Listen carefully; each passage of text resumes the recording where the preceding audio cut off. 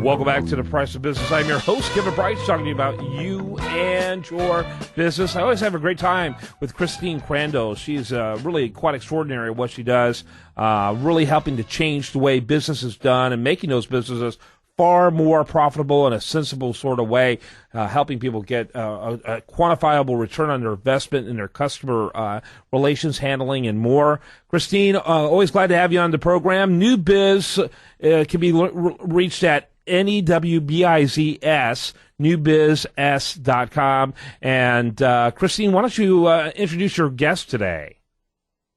Well, good morning, Kevin. It's great to talk with you again. Yeah, I'd love, and I'm so excited to introduce with you Marchai Bruchey of Thunderhead. She is the Chief Customer Officer. She's responsible for customer experience, acquisition, retention, and success. And in her very broad career, I think she's run just about every function in the company, and she's recognized as one of the industry's experts in voice of the customer.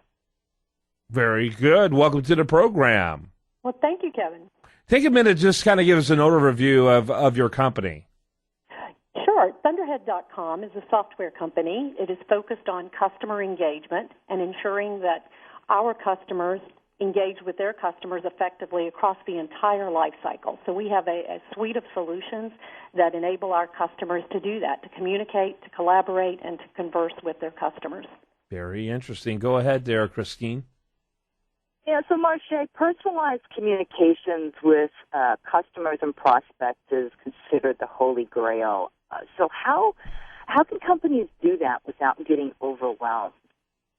Yeah, absolutely. I get that question a lot, Christine. You know, for me, it's really focusing on the types of communications that need to be personalized.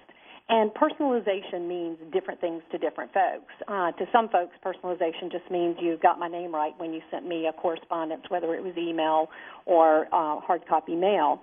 For others, personalization means not only do you get it right with who I am and addressing communications appropriately, but you know who I am, meaning that you know what I have from your company and what business we do together and how I've connected with you across the enterprise. So for me, it's really looking at the customer life cycle, understanding where communication is absolutely critical for that what we call those moments of truth, and then ensuring that from a customer's point of view, you're looking at the world from their eyes and delivering the communication in the form that they want. And what I've found is if you ask customers, they'll tell you exactly, you know, what they're looking for. So again, back to that voice of the customer piece. Yep. You know, what's interesting about this is that, I think of Wanamaker's, the old department store in Philadelphia, which originally had a red phone in every elevator that you could pick up and it would go directly to the store manager and you could make a complaint. And it's interesting, of course, we got away from that as people's attitudes about communication had changed and how demanding consumers have come.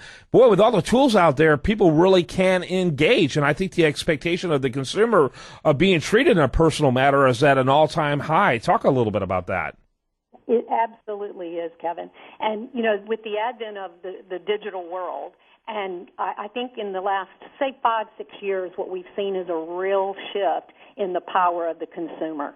And the consumer, again, dictates to companies how they want to interact. 10 years ago, we as businesses dictated customer strategies. Now with the advent of this communication channel that's out there from a social perspective as well, customers are dictating, how they want to communicate with you. And it's just opened up a whole new world for companies to deal with.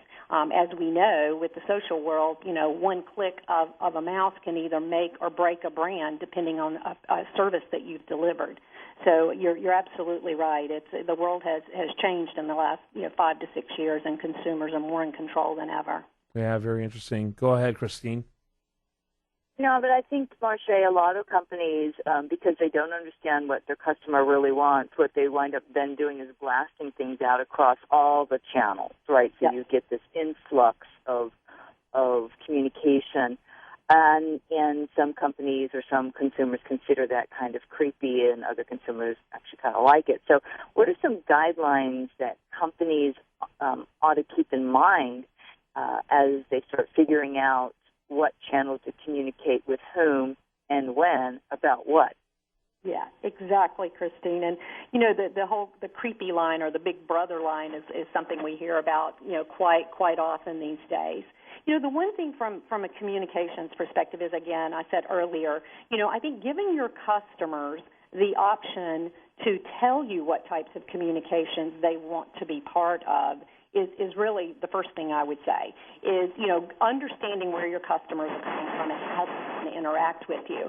Having been a former chief marketing officer, we, in the early days, planned our customer strategies around segmentation and around demographics. And so we assumed that every 50-plus-year-old woman was the same, and so we're going to push everything to them. And what we're finding today is that instead of this one-to-many, we're the segment of one. We all want to be communicated to based on our preferences and what we like. And one of the things that is really making it interesting, and it's a great debate, is around how much is too much as far as using personalized information that folks put out there to be able to serve them better from a communications perspective. And a perfect example of that is, when you look at the Gen X's, there is so much information that they put out in the social world. Companies are trying to harness that information to be able to better, advertise, to better, make better offers to these folks. So there is this line of, when do you cross over? And I think it really goes back to the customer. Ask them what they're looking for. Yeah, that's interesting. And that was exactly going to be my next question was, when is too much? And so, when you look at the whole guidelines around there, what are some pitfalls and a lot of that type of questioning that businesses should be careful about?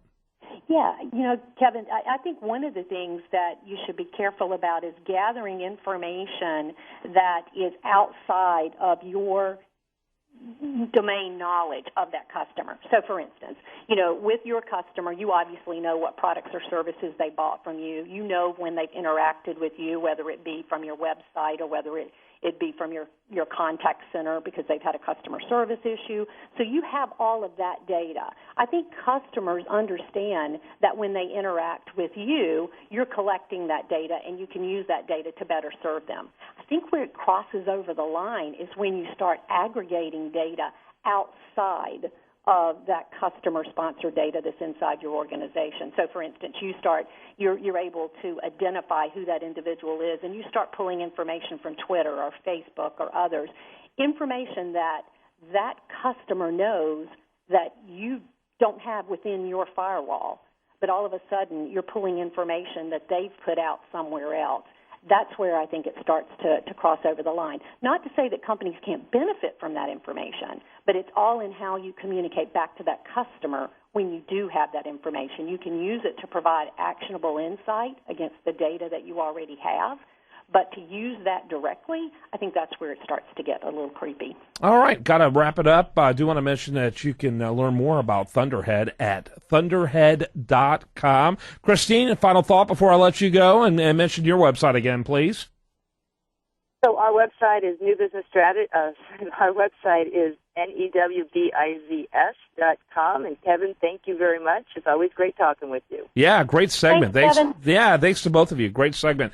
When we come back, much more for you. I do want to remind you, best content here shows up over there at usdailyreview.com, and you're listening to The Price of Business.